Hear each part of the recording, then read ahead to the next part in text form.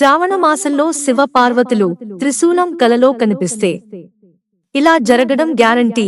జ్యోతిష శాస్త్రం లాగానే dream science ముఖ్యమైనదిగా పరిగణించబడుతుంది.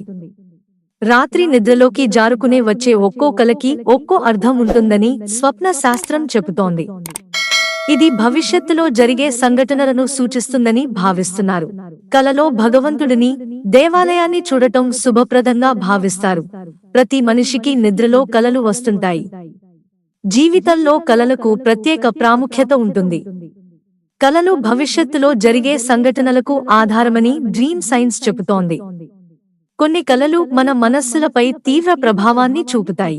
తరచుగా కొన్ని కలలు భయానకంగా ఉంటాయి, కాని ప్రతి కలలో ఒక సంకేతం ఉంటుంది. కలల శాస్త్రం ప్రకారం కలలో త్రిశూలాన్ని చూడటం పవిత్రంగా భావిస్తారు. కలలో త్రిశూలాన్ని చూస్తే ఆ వ్యక్తి జీవితంలోని సమస్యలన్నీ త్వరలో పూర్తవుతాయని అర్థమంట.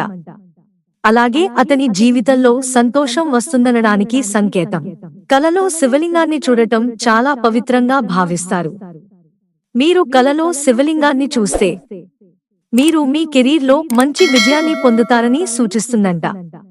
కలలో శివాలయాన్ని చూడటం శుభసూచకంగా భావిస్తారు. మీరు కలలో శివాలయాన్ని చూస్తే భవిష్యత్తులో మీ ఆర్థిక సమస్యలు పరిష్కారమవుతాయని సంకేతంగా అర్థం చేసుకోవాలి.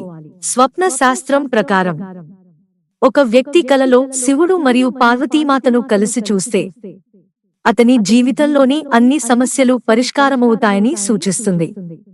ఒక వ్యక్తి కలలో శివుని చిత్రాన్ని చూస్తే ఆ కల చాలా మంచిది, ఎందుకంటే ఇది మిమ్మల్ని ధనవంతులను చేస్తుంది. అంతేకాదు శివుని ఆశీర్వాదం మీపై ఉంటుందంట.